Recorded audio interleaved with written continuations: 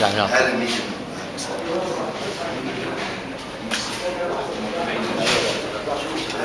انا حضرتك كده في فرع القاهره العام للتدريب الصحي. زي ما حضرتك عارف احنا عندنا عدد مؤمن عليه حوالي 59 في مصر، من سوريا 47 نسمه.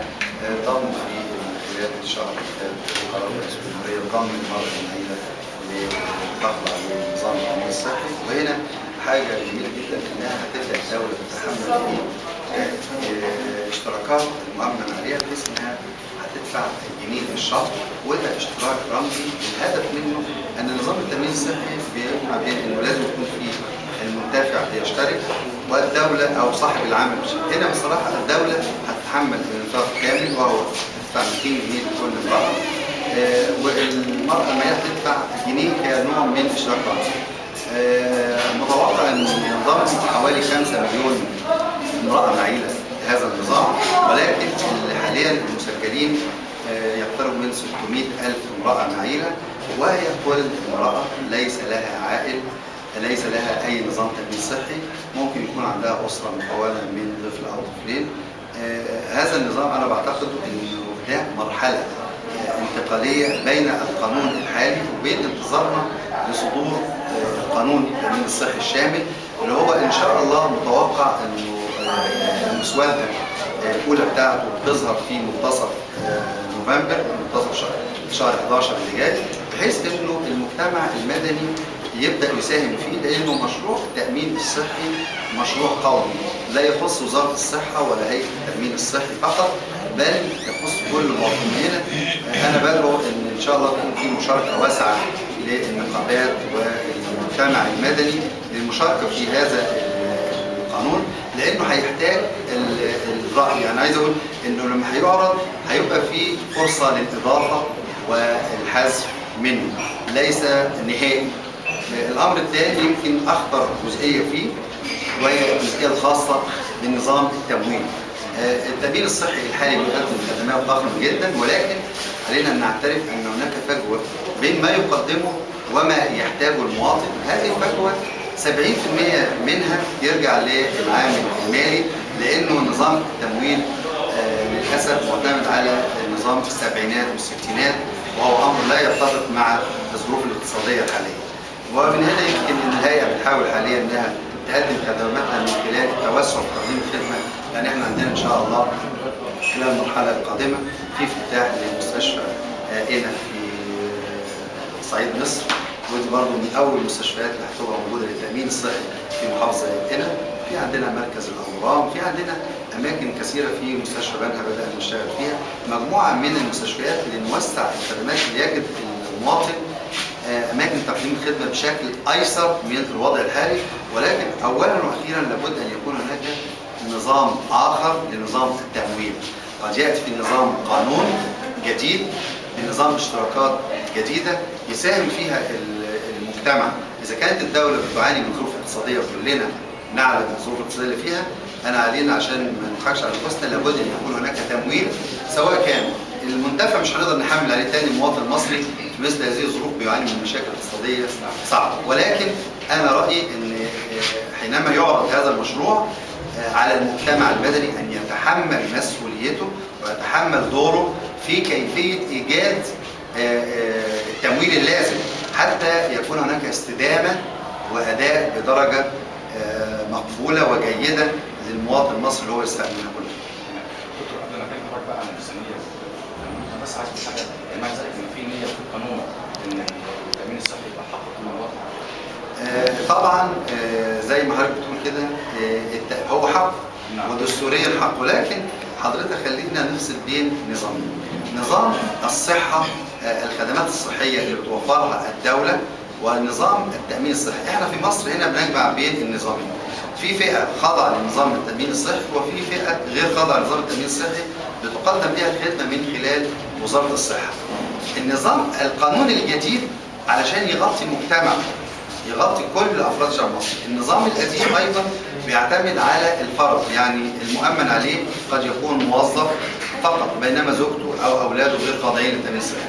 النظام الجديد بيتلافى هذا في انه هيجعل الاسره هي نواه هذا المشروع، بحيث ان ولي الامر او رب الاسره هيامن على زوجته واولاده، واذا كان في رعايته اب او ام هينضموا ليه، وبالتالي هتتحول الى الرؤيه من الفرد الى الاسره.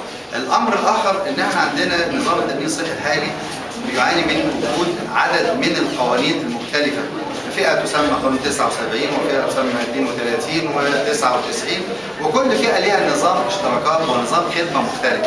النظام الجديد او القانون الجديد المقترح هيضع الكل في بوتقه واحده، بحيث ان هو هيبقى قانون واحد الناس كلها هتبقى متساويه في الحقوق والواجبات، عكس النظام الحالي. النظام الحالي فيه فئات بنقسم منها 1% وفي فئه بنقسم منها نص %، فئه بياخد العلاج ويدفع وفي فئه ما يدفعش وهكذا.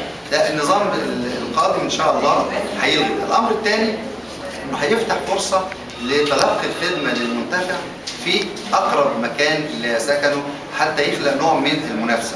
هيبقى الفيصل هو رغبه المريض وفي تقديم خدمه، وليس النظام الحالي انه كل مريض عندي مربوط على مستشفى او عياده بيتجه اليها. لا، النظام القادم ان شاء الله هيوسع من هذا، بحيث ان هو يدي فرصه للمريض انه يختار المكان الافضل بالنسبه له اللي بيجد فيه حسن معامله، حسن استقبال، وده هيخلق نوع من المنافسه اللي تؤدي الى رفع كفاءه الخدمه الصحيه. تمام. معنى ذلك ان الميزانيه بتاعت بالنسبه حاليا حضرتك لازم نعرف ان التامين الصحي ميزانيته تعتمد على الاشتراكات وغير مموله بميزانيه الدوله. التامين الصحي نظام اشتراكات، وصاحب العمل بيساهم. صاحب العمل قد يكون الدوله الحكومه او يكون القطاع الخاص اصحاب الاعمال. اذا الدوله لا تمول نظام التامين الصحي، ولكن النظام الجديد هيضمن ان الدوله تمول تلك هذه المنظومه اللي هم بيمثلوا الفقراء ومحدود الدخل. هنا في القانون الجديد هتتحملهم الدوله تحمل بنسبه 100%، وده بالتاكيد هيؤدي الى ان احنا يصبح عندنا، يعني على سبيل المثال الحصر حضرتك اطفال الشوارع من لهم؟ هؤلاء هذه الفئه المظلومه الضحيه، ضحيه مجتمع. لو الطفل تعب بشكل او باخر لا يجد الخدمه الطبيه. النظام الجديد هيضمن انه هيضمن كل مواطن على ارض مصر هيكون خاضع للنظام التمثيلي، ولكن علينا، انا قلت من الاول ان اكبر المواد محتاجين نحسنها او ننظر فيها هي نظام التمويل. وده انا عايز اقول لما ينزل قانون المجتمع ارجو ان الكل يساهم بدلو في هذا، لانه اذا اعتمدنا نقول على الدوله بتقول لك انا بعاني من ظروف اقتصاديه صعبه، اذا لازم عليا يا الدوله تتحمل، ان لم يكن يبقى المجتمع. يعني انا بقول لو هناك فرض بعض الرسوم الضعيفه على الخدمات الغير مؤثره، الخدمات الترفيهيه، الخدمات اللي هي انا وانا بشترك فيها او بدفعها لا تمثل عليا عبء، بينما انا لو ابني محتاج قوقعه وعايز اكلفه 120 و140 الف جنيه والتامين الصحي يديني 45 ويقول لي ادفع انت ال 100 من اين ليا بال 100؟ المشكله انا عايز المواطن محتاج قوقعه ب 140 الف جنيه يجد التامين الصحي بيسدد له ال 100 الف جنيه. ده لن يحدث الا اذا وفرنا التمويل المالي، ومن غير تمويل مالي يبقى احنا بنضيع الوقت وبيدفع المواطن المصري ثمن هذا التضييع من صحته. في اكثر من شكوى كانت تقول شيء واحنا مثلا برشام بديل او يعني ممكن نحس هو الموجود هو انا بتفق مع حضرتك في ان عندنا مشكله فعلا في الادويه والادويه البديله، ودي احد المشاكل، وانا بقول ان دي في هقول لحضرتك هو الادويه احنا عندنا مشكله ان احنا بنحتاج المريض ان احنا نتكلم معاه، ودي مشكله عندنا. يعني اذا الطبيب ادى من وقته اكتر للمريض، اذا الصيدلي قام بدوره اكتر فبيديله ثقه في الدواء. اما هو بيلاقي كيس دواء ممكن يكون مكلفنا 100-150 جنيه ولكن هو ما عندوش قناعه بيه. دي احد المشاكل الحقيقيه اللي موجوده عندنا، وده يرجع لان احنا حضرتك اذا كان الدواء زي حضرتك تعرف استاذ المشاهدين ان كل الادويه ملهاش اسم تجاري واحد، هي لها مجموعه من الاسامي، فاحنا بنختار اسم بنصرف الادويه بناء على الاسم العلمي.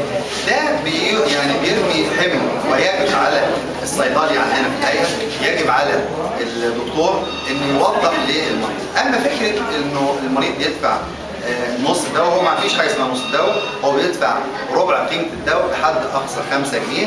ولكن الفئه اللي حضرتك بتتكلم عليها احنا قلنا اذا كان المريض مصر على دواء بعينه، طب هو بياخد الدواء من عندي، ممكن ياخده يرميه ويروح يشتري الدواء من بره كاملا.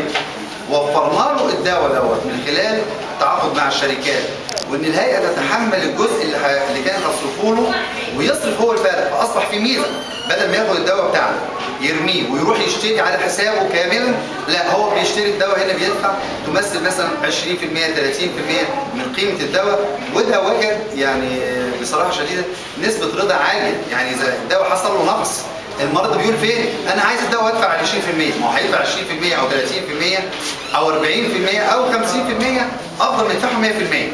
فبالتالي ده كان حل وسط. علينا ان احنا ايضا زي ما بقول لحضرتك كده انه في التوعيه كامله، ده يعني احد الاصول الموجوده. مشكله الساعه غير صعب هل تقسيم شديد على الناس؟ اولا عايز دعنا اقول لحضرتك انه مشكله الاطباء لهم حقوق، وانا عايز اقول مش الاطباء فقط بل الفريق الطبي بصفه عامه في مصر له حقوق منقوصه من سنوات طويله. إذا لا خلاف على انه الاطباء والتمريض والاداريين وكل من يعمل في هذا الحقل الطبي المفروض ان ينظر للمجتمع بشكل افضل ويحسن دخله ويحسن ظروفه الاجتماعيه بما يعود على المجتمع. ده جانب لا جدال فيه. اذا هم لهم حقوق في هذا ولهم حق في انه يعملوا. ولكن السؤال الاخر، الاضراب، ما هدف الاضراب؟ هدف الاضراب ان انا اوصل بصوتي الى السلطات التنفيذيه، سواء كان ممثلا في رئيس الجمهوريه، في وزير الصحه، في الوزارات المعنيه، وزاره الماليه. انا عايز اقول ان استطعنا من خلال ال 15 يوم اللي فاتوا ان يصل صوتنا الى رئيس الجمهوريه والى وزير الصحه والى وزاره الماليه. واعلن وزير الصحه ان شاء الله في منتصف ديسمبر القادم هيعلن الكادر. اذا هو ما بيطلبش سنه، ما بيطلبش 7 8 شهور نقول والله ده هيموت الموضوع، لا ده بنقول والله في النصف الثاني من ديسمبر القادم، يعني بعد شهرين، بنتكلم عن شهرين، هيكون خلصنا هذا القانون. لان هناك لجنه بتعمل في الكادر، والكادر لن يشمل الاطباء فقط بل كل من يعمل في هذا المجال. الامر الثاني دعني ان انا اشكر زملائي من الاطباء لان هم تعاملوا مع المشكله والاضراب برقي شديد جدا. يعني عايز اقول لك ما فيش مريض اتاثر بشكل مباشر، نسبه التاثر كانت ضعيفه، ولان هم مؤمنين بدورهم وحاسين باهميه ان هو يحافظوا على المريض. لان احنا بنتعامل مع اهلنا سواء من كبار السن، محتاج علاج شهري للسكر، محتاج علاج اورام، محتاج سكله. هذه الامراض ما تقدرش ان انا اقول له والله ده مش حاله انتظر يوم او 2، لا. فانا برضو يعني بشكرهم ان هم لم يعرضوا المريض للخطر، هم كلهم اتحركوا بمسؤوليه وبرقيه. ولكن انا عايز اقول لهم رسالتنا وصلت، واصبح في وعد بان احنا ان شاء الله في نص ديسمبر وزير الصحه اعلن انه هيبقى الكادر صدر بقرار منظم ان في لجان شغاله، واللجان اللي بتعمل هذا القانون هم مجموعه مشكله من النقابات. فانا عايز اقول احنا اولا واخيرا مش عايزين نصطدم بمرضانا اللي هم محتاجيننا وما يقدروش يستغنوا عننا، واحنا لينا دور معاهم كبير جدا. فبالتالي رسالتنا اذا كانت وصلت، خدنا مواعيد محدده، يعني اعتقد ان هي يمكن ان شاء الله الازمه في طريقها للحل ان شاء الله.